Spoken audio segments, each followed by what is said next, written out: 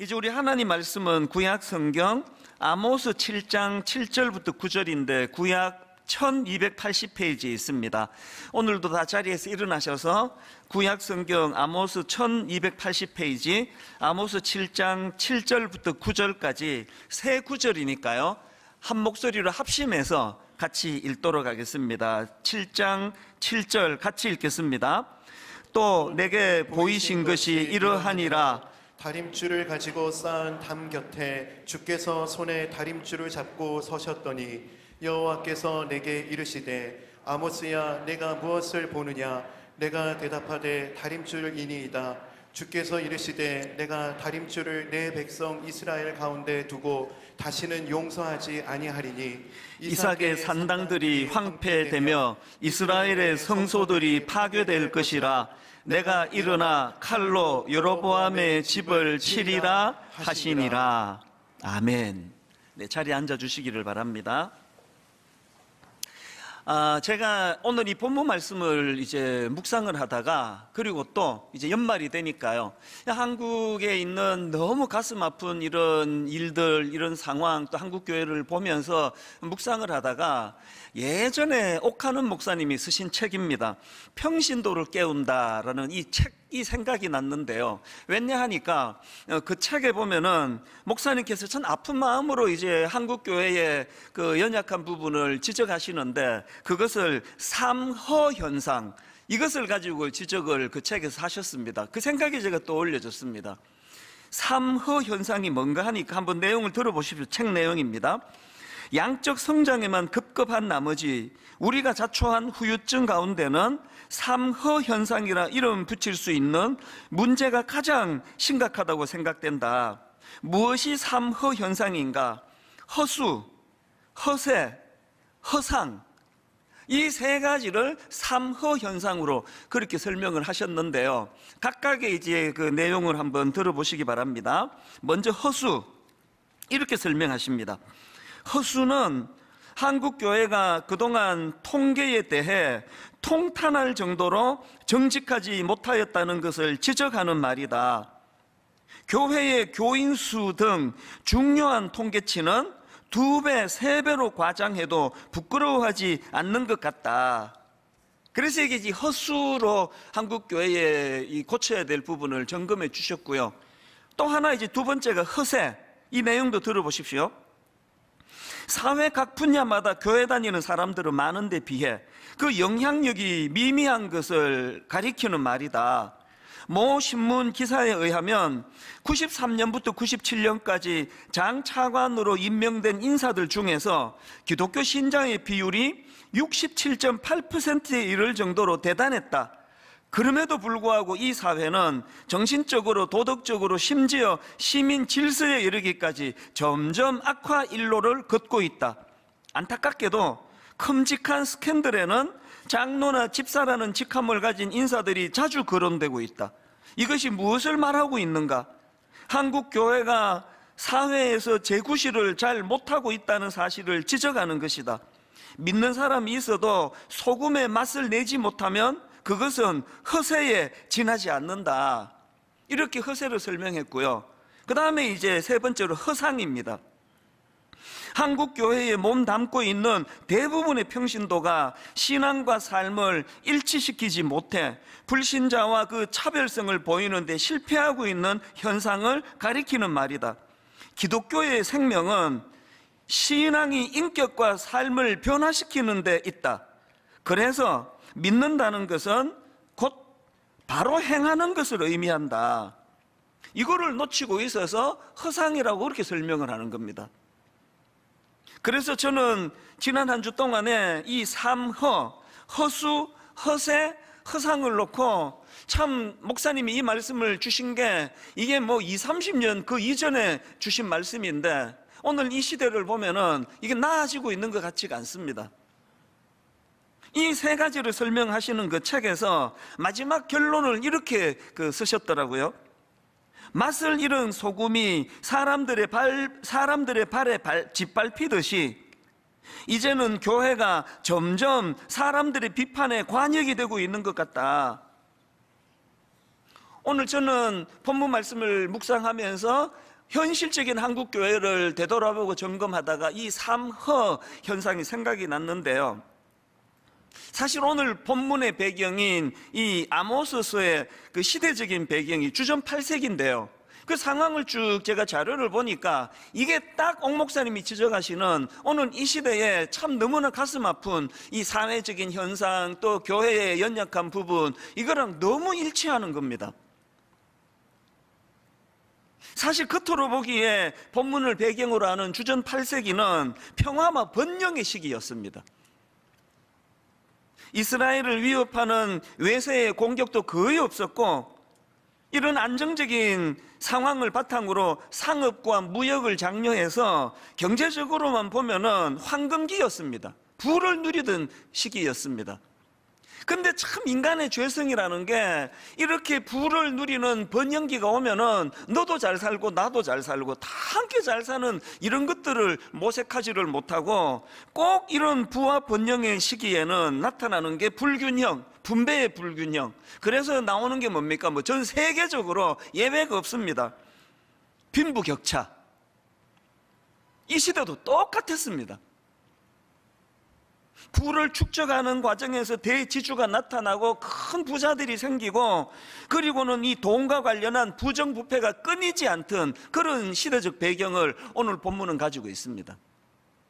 부자들은 자기가 누리는 그 부에 만족하지 못해가지고 더 큰 부를 축적하려고 가난한 사람들을 속이고 심지어는 이용하고, 고리대금업이 성행을 하고,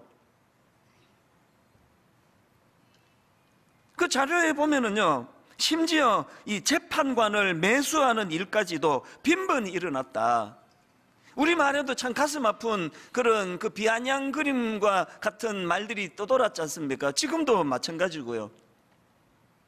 유전 무죄, 무전 유죄. 이게 딱 오늘 본문의 배경인 그 주전 8세기에 이스라엘 사회의 상황과 거의 비슷하게 지금 흘러가고 있다, 그렇게 말씀을 드리는 겁니다. 그래서 여러분, 이 아모스서의 제일 유명한 말씀 하나를 꼽아라 그러면 안 믿는 사람도 다 알 지경입니다. 여러분, 유명한 이 말씀 아시죠? 아모스 5장 24절. 오직 정의를 물같이 공의를 마르지 않는 강같이 흐르게 할지어다. 이 말씀이 나온 배경이 이런 일이 안 되기 때문에, 너무나 사회적으로 타락해 있었기 때문에 이런 말씀이 나오는 거 아닙니까? 이게 사회적으로 또 도덕과 윤리적으로 타락해 있던 그 시대 상이었고요. 그런가 하면 영적으로는 더 타락했습니다. 겉으로 보기에는 이스라엘 성소는 늘 붐볐고 예배하는 사람들로 가득가득 찼지만, 그러나 사실 내막을 들여다보면 하나님을 경배하러 모인 사람 많지 않고요. 그 성소에 몰려든 사람 중에는 어떻게 해서든 하나님을 이용해서, 하나님 아니라도 좋아요, 누구라도 이용해서 내가 그냥 부자로 행복하게 잘 살고 싶다, 이런 아주 저급한 생각이 꽉 차 있는 사람들이 그렇게 모여들었다는 거 아닙니까? 존 브라이트가 쓴 이스라엘의 역사라는 책에 보면은요, 그 당시에 사용되던 이제 도자기 이런 유물들이 나오지 않습니까? 그 당시에 사용되던 도자기 파편을 보면은요, 여호와의 이름이라는 그 도자기에 새겨진 그 여호와의 이름하고요, 또 바알이라는 이름의 그 횟수가 거의 비슷하다는 겁니다. 그러니까 형식적으로는 하나님을 예배하는 것으로 하지만, 하나님을 섬긴다 하지만 사실은 그 욕망을 자극하는 바알을 섬기던 그런 시대라는 겁니다. 요새 우리 말 가운데 뭐라고 쓰고 뭐라고 읽는다 이런 게 막 유행하는 걸 제가 봤는데요, 딱 이렇게 읽을 수 있습니다. 그 당시 이스라엘 백성들은 여호와라고 쓰고 바알이라고 읽는다, 여호와를 믿는다라고 쓰고 바알을 의지한다. 왜? 바알은 물질을 주는 그런 신이라고, 우리를 풍요롭게 하는 신이라고 그렇게 믿는 사람들이 많았으니까요. 그래서 오늘 본문을 중심으로 보면은 하나님께서는 이런 타락한 이스라엘 백성들을 향하여 아모스 선지자를 통해서 그들에 대한 심판의 경고의 말씀을 주시는데요, 그게 5가지 환상, 메뚜기 환상, 불환상, 다림줄 환상, 여름 광주리 환상, 성전 붕괴 환상, 이 5가지 환상을 통하여 하나님께서 회개하지 않으면 이 타락한 백성들을 심판할 것이다, 그 무서운 경고를 주시는데요.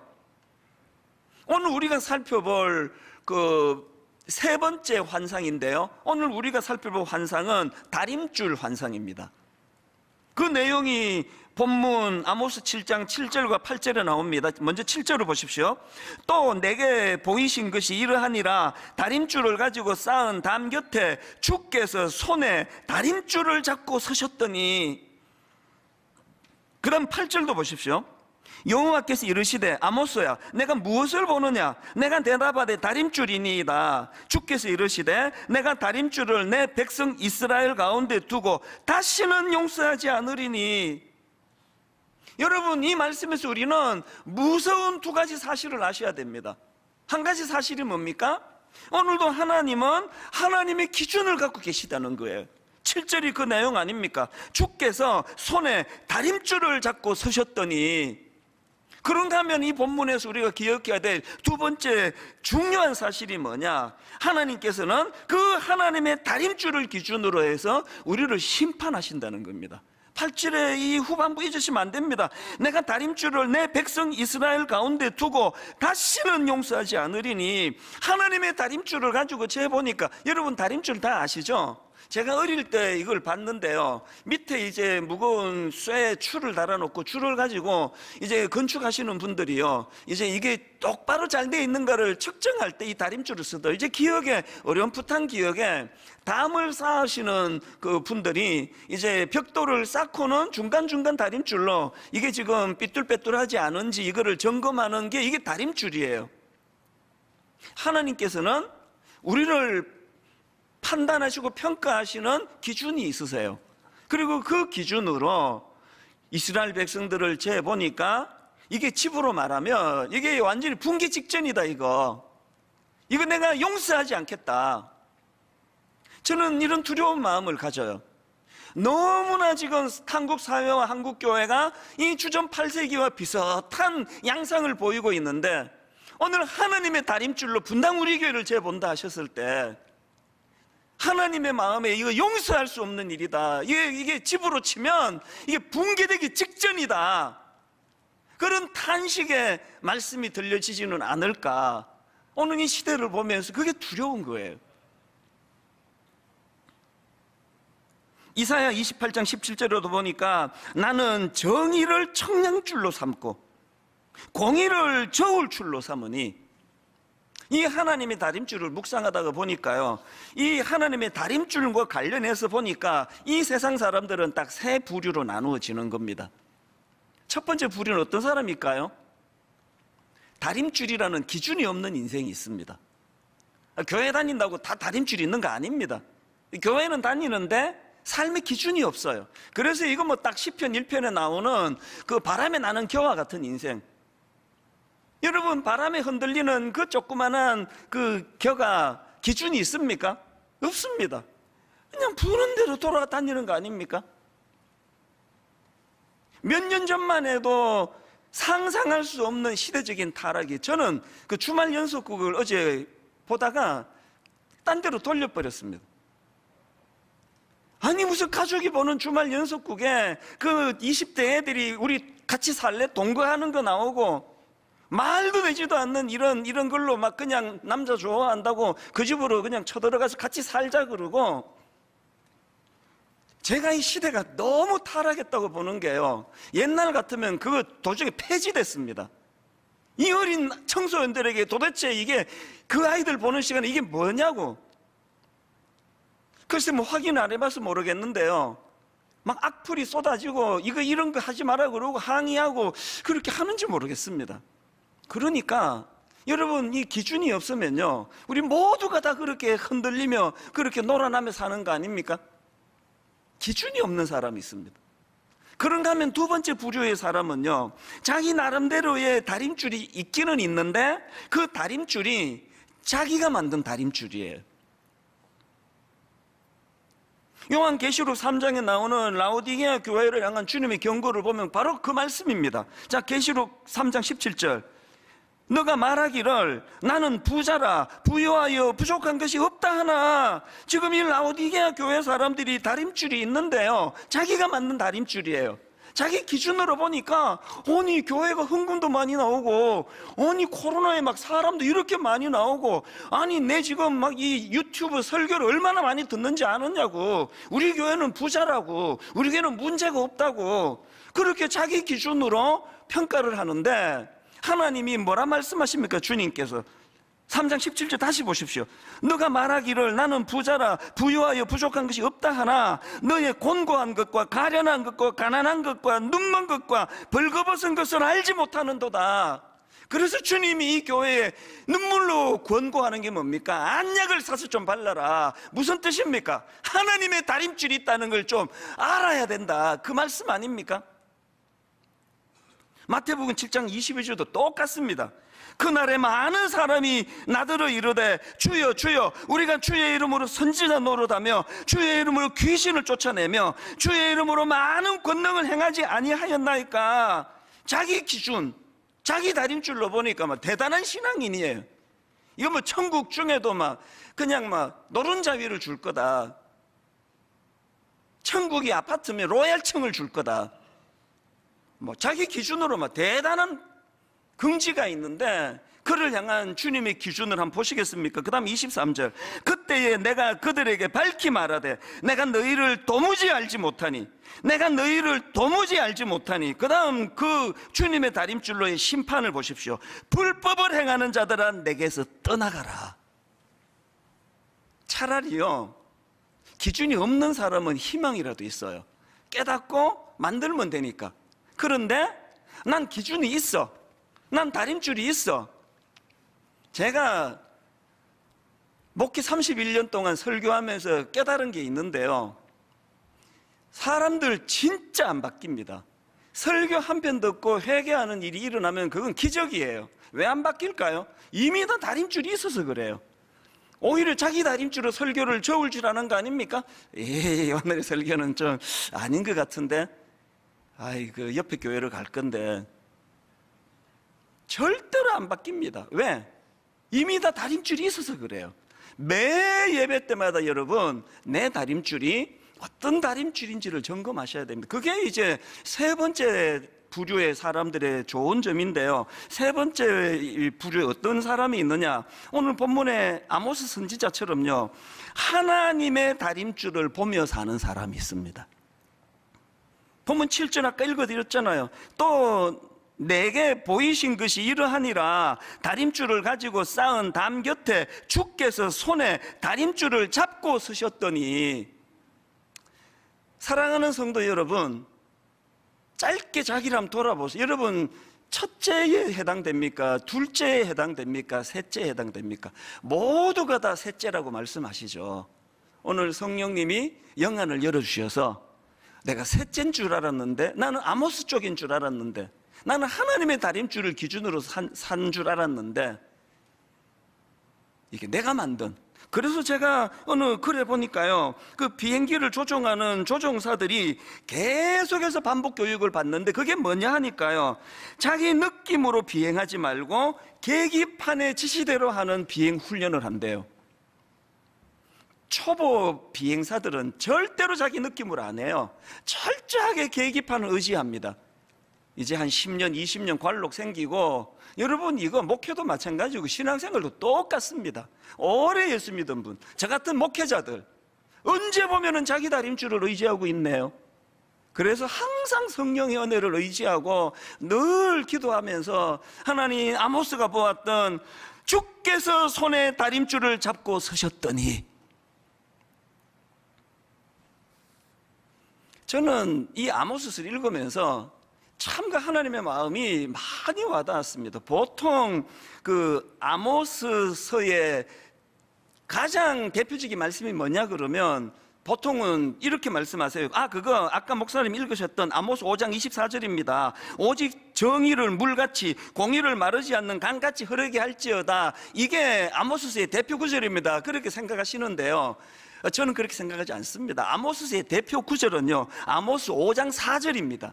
아모스 5장 4절, 여호와께서 이스라엘 족속에게 이와 같이 말씀하시기를 너희는 나를 찾으라 그리하면 살리라. 너희는 나를 찾으라 그리하면 살리라. 이 아모스 5장 4절이 아모스 전체에서 가장 중요한 핵심 구절이에요. 5가지 환상을 주신 것도요, 하나님이 니들 이래가지고 내가 심판할 거야 협박하시려고 주시는 게 아니고요, 돌이키기를 원하는 겁니다. 지금이라도 너희는 나를 찾으라 그리하면 살리라. 설교도 마찬가지 아닙니까? 이 시간에 만약 한국교회 문제 100가지, 한국 성도 문제 200가지, 이거만 1시간 설교하고 끝나면은 그거 설교가 아니에요. 설교는요, 항상 우리의 연약한 것들을 점검하는 것으로 시작해서 이 하나님의 인내하시는 사랑으로 다시 한번 돌이키기를 결단하며 끝나는 게 그게 설교예요. 설교는 항상 아프게 시작해서 희망으로 끝나는 겁니다. 아직 기회가 있네? 아직도 너희는 나를 찾아라 그리하면 살리라. 이런 의미에서 여러분, 오늘 저는요, 진짜 긴급한 적용 2가지를 말씀을 중심으로 나누려고 합니다. 제가 보통은요, 적용 2가지, 적용 3가지 이렇게 하는데, 오늘은요, 긴급한 적용이라고 제가 이름을 붙였습니다. 긴급한 적용 2가지 중에 첫 번째가 뭐냐? 여러분, 하나님 기준에 역행하는 모든 잘못된 관행을 다 철폐하기를 원합니다. 교회도 그렇고 개인도 그렇고 가정도 그렇고. 여러분, 제가 이 관행 이거를 국어사전을 찾아보니까 오래전부터 해오는 대로 함, 이 관행이래요. 오래전부터 해오는 대로 함. 이게 예수님 오셨던 그 시대에 그 종교 지도자들의 그 가슴 아픈 어리석음이 그거 아닙니까? 그게 장로의 유전이라는 말로, 그게 장로의 전통이라는 말로, 이미 그게 자기들이 만든 그 다림줄인데, 하나님의 다림줄이신 예수 그리스도를 그것 때문에 십자가에 못 박아버린 거 아닙니까? 늘 겸손하게 하나님, 이 잘못된 관행 우리 가정에 있어서도 우리 교회에 있어서도. 김윤희 교수님이 쓴 글에 보니까요, 오늘 그 아모스와 관련한 설명 가운데 이런 글이 있더라고요. 오늘날 기독교가 당면한 문제는 무엇입니까? 말씀으로 돌아가는 것, 하나님과의 관계를 재정비할 필요성, 예배의 문제와 잘못된 우선순위를 바로잡는 것, 사회 약자를 무시하는 것, 거룩하지 않은 삶 등 아직도 많은 이슈들이 있습니다. 놀라운 것은 주전 8세기의 선지자인 아모스가 당시 북이스라엘을 향해 부르짖었던 비판의 내용이 오늘날 우리 사회에 비추어 보아도 크게 다르지 않다는 것입니다. 이 교수님이 주장하는 게 뭔지 아시겠죠? 계속 우리가 갖고 있는 잘못된 관행들을 주님의 다림줄을 기준으로 가지고 하나씩 철폐해 나가야 돼요. 뭐 많은 것들이 있지만 옥하는 목사님이 주셨던 삼허 현상을 중심으로 제가 몇 가지를 나눌 테니까 나머지는 여러분들이 계속 묵상하시면서 철폐해야 될 잘못된 관행을 만들어 가시면 됩니다. 아까 목사님께서 허수라는 거예요. 글을 다시 보십시오. 허수는 한국 교회가 그동안 통계에 통탄할 정도로 정직하지 못하였다는 것을 지적하는 말이다. 등록 교인 수 등 중요한 통계치는 2배, 3배로 과장해도 부끄러워하지 않는 것이다. 제가 지난주에 그 최근에 있었던 모 대통령 후보, 분당 우리 교회 출석하셨던 모 대통령 후보 재적 문제를 가지고 제가 언급을 해드렸는데요. 어떤 분은 들으셨고 어떤 분은 못 들으셔서 이게 너무나 중요한 기준이기 때문에 제가 다시 언급을 하지 않을 수 없습니다. 미리 들으셨던 분은 더 한번 반복해서 점검하시는 계기가 되면 좋겠고요. 못 들으신 분들은 너무 중요한 이야기예요. 막 언론에서 연락이 오고 기자분들이 연락이 오고 막 문의가 많았다 그랬지 않습니까? 그래서 이거 제적한 게 맞느냐? 제적이 뭐냐? 이게 무슨 기준으로 했느냐? 그래서 제가 우리 홈페이지에다가 입장문 글을 쓴 거예요. 이 제적이라는 표현이 너무 어감이 강해가지고 많이들 오해를 하시는데요. 제가 쓴 글이 이랬습니다. 제적이란 성도님 중에 해외에 가시거나 다른 교회를 다니시거나 다양한 경우로 장기간 연락이 두절된 성도, 그러니까 분당 우리 교회 교인으로서 정기적인 신앙 활동 확인이 어려운 분들을 우리는 제적 성도라고 그렇게 구분을 지어 놓습니다. 오랜 기간 연락이 안 되면 제적 성도로 구분을 짓는데요. 그 과정에서 목사님 전화를 못 받아서 그랬습니다. 나 교회 잘 나가겠습니다. 그렇게 수정하면은 바로 수정이 되는 거거든요. 이건 징계나 이런 게 아니에요. 아니, 이웃 교회를 나가기로 결정했는데 분당 우리 교회 안 나오시는데 그거를 왜 제적을 쌓아둘 이유가 있습니까? 그리고 다시 복귀하시면 바로 수정해 드립니다. 한번 나간 사람은 못 와요. 그 교회가 아닙니다. 언제든지 다 맞을 수 있는 거거든요. 그러면 우리 교회 이런 오해를 받아가면서 왜 정기적으로 그렇게 교구마다 성도들 제적을 그렇게 정리를 하느냐? 대답 간단해요. 옥 목사님께 배운 게 있어서 그래요. 헛수는 안 된다는 거 아닙니까? 아니, 출석이 2만 명인데 제적이 15만 명이면 되는 거냐고요. 그래서 실질적으로 이민을 가셨거나 우리 교회를 안 나오시는 분들은 그렇게 정리하는 겁니다.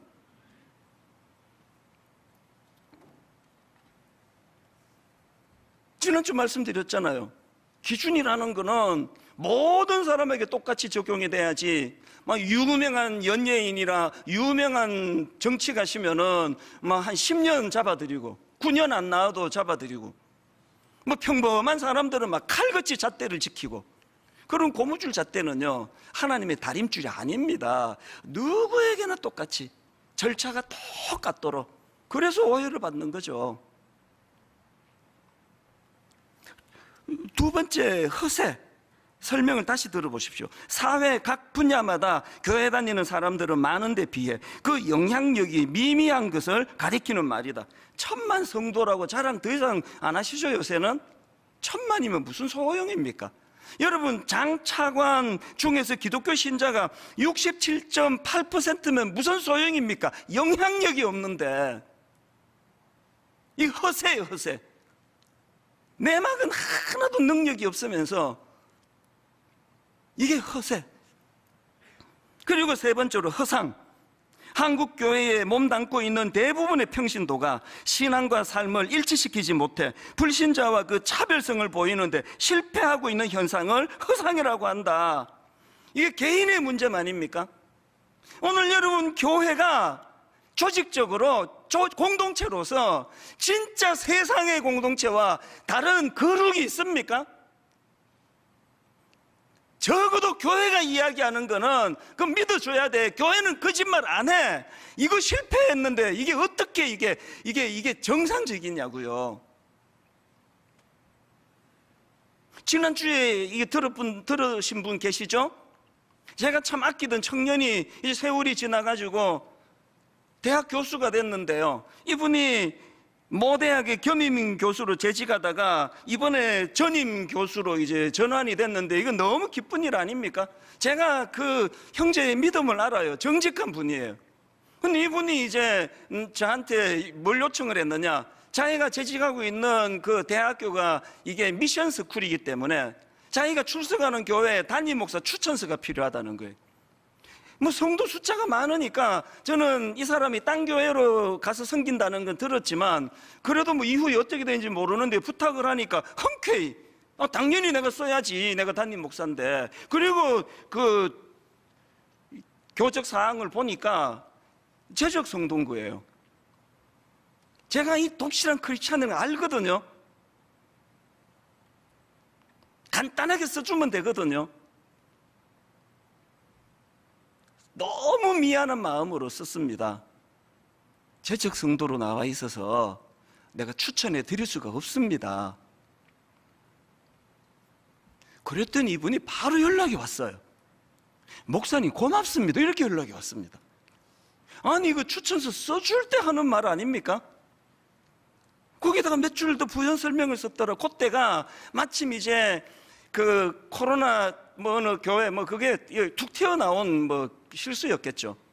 어느 교회에서 이게 거짓말했다는 게 막 언론 보도가 되고 하던 한 2, 3주 곧 어간이거든요. 그 성도가 저한테 안 써줘서 목사님 고맙습니다 이렇게 연락이 온 거예요. 아까 말씀드렸잖아요. 이분은 독실한 크리스찬이거든요. 제가 인정에 못 이겨가지고 그거 써줬으면요 잠깐 기분 좋고 그분이 이런 생각을 했을 것 같아. 저게 목사야 저게? 이게 기준입니다. 기준. 여러분 이 세 가지요, 허수, 허세, 허상, 이거를 줄여나가기 위하여 너무나 익숙한 교회의 관행, 너무나 익숙한 믿는 사람들 집안의 관행을 하나씩 하나씩 깨트려 나가야 돼요. 철폐해 나가야 됩니다. 이런 점에서 저는요, 허수, 허세, 허상 이것과 관련해서 한국교회에 오늘 이 설교를 들으시는 우리 젊은 목사님들이 제 설교를 많이 듣는다 그러니까요, 저는 한국교회에 중요한 제안을 하나 하려고 합니다. 지금이 이제 또 대통령 선거철이니까요, 또 이런 제안을 할 수가 있는데요. 옛날에 보면은 정치가들이 이제 후보들이 뭐 국회의원 선거할 때도 그렇습니다. 와서 이제 예배 드리면 막 그게 그렇게 좋은가 봐요. 어느 후보가 오셨다고 일어서라 그러시고 또 막 박수치고. 제가 정말 내가 보기 싫고 또 보기 싫은 게요, 오전에 교회 가가지고 꼭 그 뉴스에 보면은 성경책을 예배 드릴 때도 이렇게 하고 드려요. 그 사진을 계속 찍으시나 봐요. 오전에 교회 가가지고 이렇게 예배 드리고 오후에 절에 가가지고 또 부처님 앞에 이러고 있고, 이런 일에 교회가 놀아나서 되겠냐고요. 여러분 개인적으로 조용히 찾아와가지고 기도해달라 그러면 한 번도 거절한 적이 없습니다. 나는 이분 안 찍을 건데도요, 목사는 호불호로 기도하는 게 아니잖아요. 여당도 야당도 다 기도해 줍니다. 그리고는 일절 교회에서 소개해 본 적이 없어요. 이 소문이 나가지고 거의 안 와요. 요새는 저 교회 가봐야 뭐 시간만 아깝지 인사도 안 시키는데. 모든 교회에 제가 눈물로 제안합니다. 여러분, 예배는요 그런 정치적인 행위가 일어나는 데가 아닙니다. 예배는 살아계신 하나님 한 분만 드러나는 그 고귀한 시간이에요. 아무리 유명한 무슨 연예인이 왔다고, 아무리 유명한 후보나 정치가가 왔다고 일절 공적으로 인사시키지 않는 캠페인이 좀 일어났으면 좋겠습니다. 한국교회가 살아나기 위해서는 이 허수, 허세, 허상, 분당 우리 교회에서 어떤 후보 기준도 없고, 그래서 대통령 후보를 배출한 교회라고 우리 교회가 몰라, 또 대통령 될지도 몰라, 이걸 제가 떠들고 다니면은요 저는 주의 종이 아닙니다.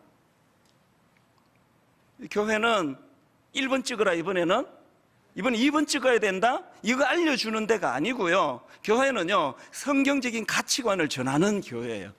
그래서 모든 성도들이 하나님 앞에서 신앙 양심을 가지고 이 나라를 누가 살릴 것인가를 그 기준으로 자유롭게 주신 은혜를 가지고 결정하는 게 교회예요. 그래서 제가 1절 그거 언급 안 해서 그래서 맨날 욕을 먹고 그래서 오래 살 거라고 생각해요.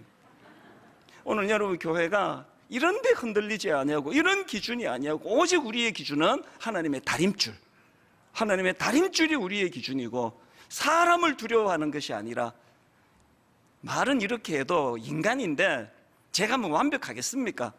그러나 몸부림은 치는 거 아닙니까? 몸부림은 쳐야 되는 거 아니냐고요.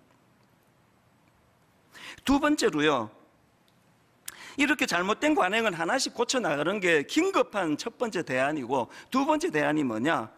하나님의 다림줄인 성경 말씀을 우리 삶의 기준으로 삼아야 됩니다. 이게 너무 중요한 대안이에요. 지금 우리가 갖고 있는 성경 66권을 우리말로는 정경이라 그러고요, 영어로는 캐논이라 그럽니다. 이 캐논이라는 영어 단어는 히브리어 카네라는 단어에서 유래가 됐는데요, 이 카네라는 그 원래 뜻은 갈대입니다. 갈대. 이 섭지에서 자라는 갈대 식물을 히브리어로 카네라 그러는데요, 뭐 우리나라 갈대도 그렇지 않습니까? 갈대가 쭉쭉 뻗어 나가니까요, 고대 사회에서 이 갈대를 측량자로 사용했다는 겁니다. 이런 배경으로 이제 이 카네라는 단어가 사물을 측정하는 표준, 사물의 척도, 이런 뜻으로 쓰여졌기 때문에 이게 영어로 캐논이 된 거거든요. 뭘 말씀을 드리고 싶은지 아시겠죠? 여러분, 우리 신앙생활에 이 하나님의 말씀은요, 이 하나님의 달인줄이에요. 기준을 알아야 기준대로 사실 거 아니냐고요. 참 하나님 우리 교회를 사랑하시는 게요, 이제 지금 보니까 순장님들과 또 믿음 좋으신 분들이 거의 다 이제 29교회로 가기로 결단을 하고 결정을 해가는 분위기라고 제가 전해 듣습니다. 그래서 이제 저는 하나님께 기도해요. 하나님, 이제 내년에 지도자들 다 가시고 나면 이제 섬겨야 될 많은 초신자분들이나 이런 분들이 많이 계실 텐데 내년에 우리 다락방 못합니다. 순장님이 안 계시는데 다락방 어떻게 하느냐고요. 그래 하나님께 부르짖는 거죠. 하나님, 내년에 너무 어수선하고 소그룹도 할 수 없는 여러 가지 일이 있다 할지라도 저는 하나님의 역사를 믿습니다. 내년 한 해가 분당 우리 교회 20년 중에 가장 영적 충만한 해가 되기를 원합니다. 그렇게 하나님께 은혜를 구했더니 기적이 일어났어. 기적이. 표적을 보여주시는데요, 이게 그 표적입니다. 이게 뭐냐 하면은요, 여러분, 미국의 그 필라델피아에 있는 웨스트민스터 신학교라고 아시는지 모르겠는데요, 우리나라의 유수한 학자를 배출한 아주 좋은 신학교예요. 그 신학교에서 한국부가 있는데요, 우리 한국교회를 좀 섬겨야 되겠다. 그래서 이제 이 제목이 그대로 Reading Jesus, 이 성경 읽기 1년 프로그램인데요, 모든 하나님의 말씀을 Reading Jesus, 예수 그리스도를 중심에 두고 읽자는 운동이에요. 결론을 오늘 저는 이렇게 맺기를 원합니다. 제가 설교 제목을요, 기준이 없는 교회는 교회가 아니다, 이렇게 잡았는데 여기에서 말하는 기준은 말씀이에요. 말씀이 없는 교회는 교회가 아닙니다. 모든 성도님들이 하나님의 이 말씀이 마음에 담겨지기를 원합니다. 여러분, 오늘 이 설교가 참 무겁고 저도 준비하면서 마음이 많이 삼허부터 해가지고 아팠는데요, 너무나 기쁨으로 설교를 마무리하도록 영상 하나를 하나님이 우리에게 보여주셨는데, 우리 주일학교에서 만든 영상이에요. 지금 성경을 기다리는 사람들 영상 한번 같이 보시고 기쁨으로 말씀을 마무리하겠습니다. 성탄을 기다리는 사람들, 성탄을 기다리는 사람들, 성탄을 기다리는 사람들. 저기 저 별이 우리를 인도하다가 저 아기 누운 곳에 머물러섰네. 우리가 고대하던 왕을 찾았네. 저 천사도 하늘에서 노래 부르네.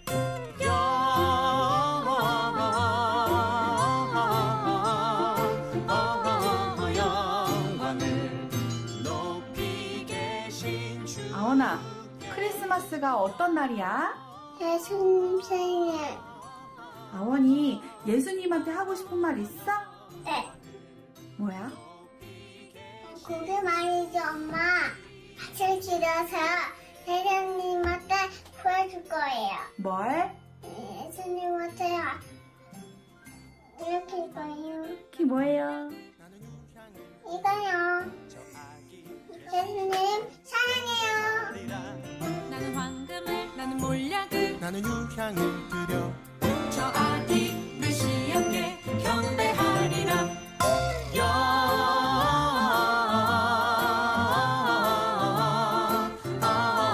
영광을 높이 계신 주께.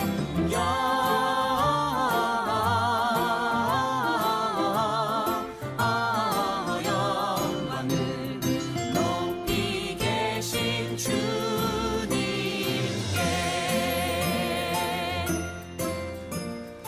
성탄을 기다리는 우리 가족, 성탄을 기다리는 우리 교회.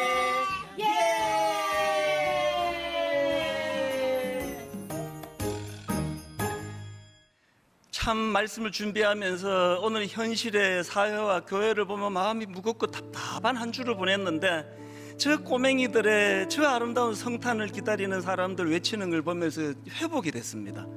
여러분, 성탄을 기다리는 사람은 어떤 사람입니까? 성탄절날 오신 예수 그리스도가 내 삶의 다림줄로 모시는 사람들, 내 삶의 기준이 되도록 마음에 모시는 분들이 성탄을 기다리는 사람들입니다.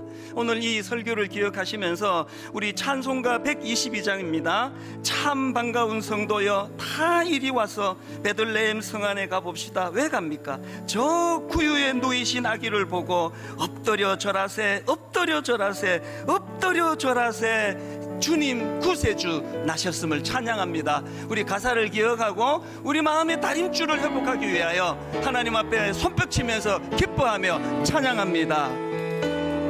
참 반가운 성도여 다 이리 와서 베들레헴 성 안에 가봅시다. 저 구유에 누이신 아기를 보고 무엇하기 원하십니까? 엎드려 절하세, 엎드려 절하세, 엎드려 절하세. 구주 나셨네. 저 천사여 찬송을 높이 불러서 이 광활한 천지에 울리어라. 그 주님을 찬양합니다. 주 하나님 앞에 늘 영광을 돌려 엎드려 절하세, 엎드려 절하세, 엎드려 절하세. 구주 나셨네. 이 세상에 주께서 탄생할 때에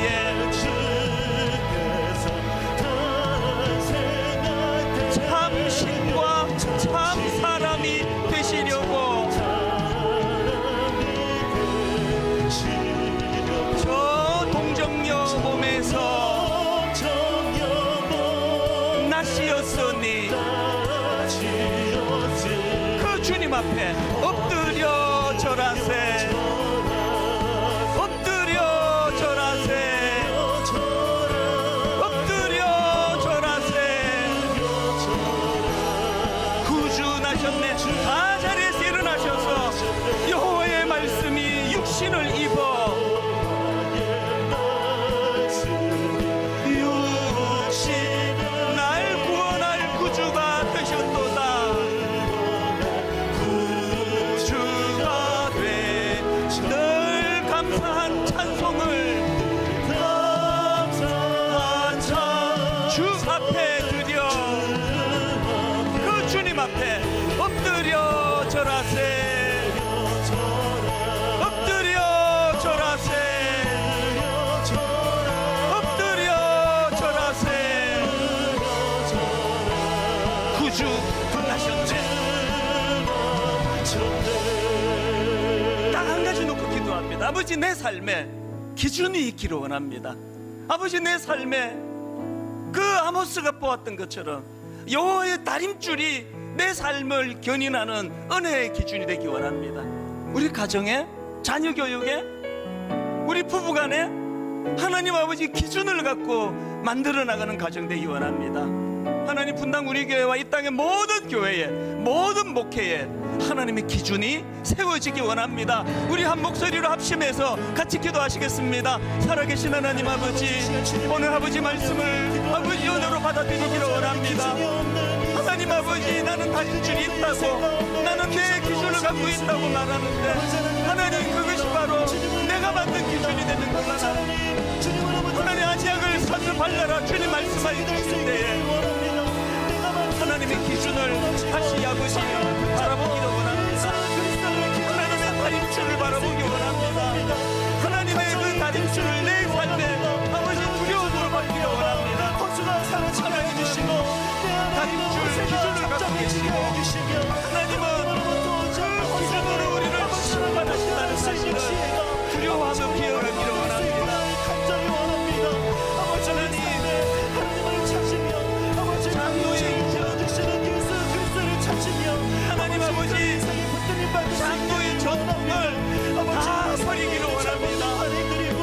인간의 관행을 다 깨뜨려 주시기를 원합니다. 온전히 설 수 있도록 오직 하나님 한 분이 영광을 받으시고 모든 잘못된 관행들이 다 아버지 깨부셔지기를 원합니다.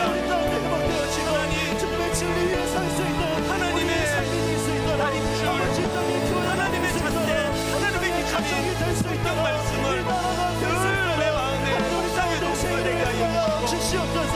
하나님 그 은혜의 자리로 아버지 말씀을 전하기를 원합니다. 살아계신 하나님, 오늘 이 말씀의 아버지 능력을 가지고 우리 징지졌으라고 아버지 올 한해 내내 내년에 아버지 하나님의 말씀을 수고하고 묵상하며 그 말씀에 매여 있는 예수 그리스도를 바라보기를 원하오니 주님께로 인도하여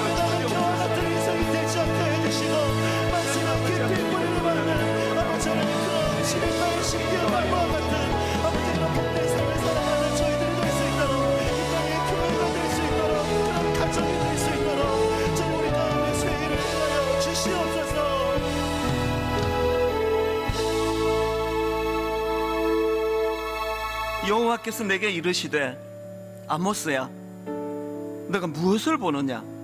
내가 대답하되 다림줄이니이다.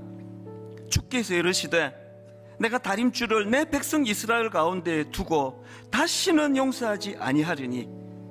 하나님 아버지, 두 번째 부주, 나는 나름대로 다림줄을 갖고 있다는 착각에 빠져 살다가 우리 인생의 마지막이 이런 끔찍한 비극으로 끝맺어지지 않도록 우리를 불쌍히 여겨주시기를 원합니다.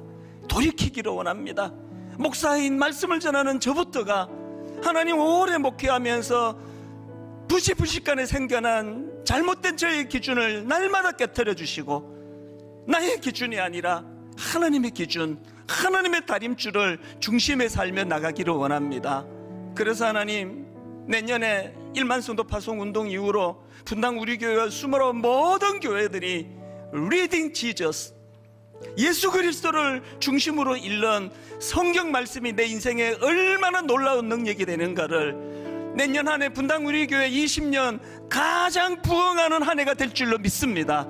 그 부흥을 꿈꾸며 29개와 더불어 그렇게 나아가도록 인도해 주시고, 오늘 예배하는 모든 성도님 그 개인의 아버지 기준이 세워지고 그 가정의 기준이 세워지고 교회들마다 말씀으로 기준이 세워지는 그 부흥의 은혜로 우리를 인도하여 주시옵소서.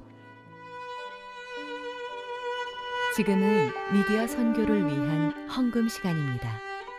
이 예배를 통해 삶 가운데 은혜와 회복이 충만하시기를 간절히 기도합니다.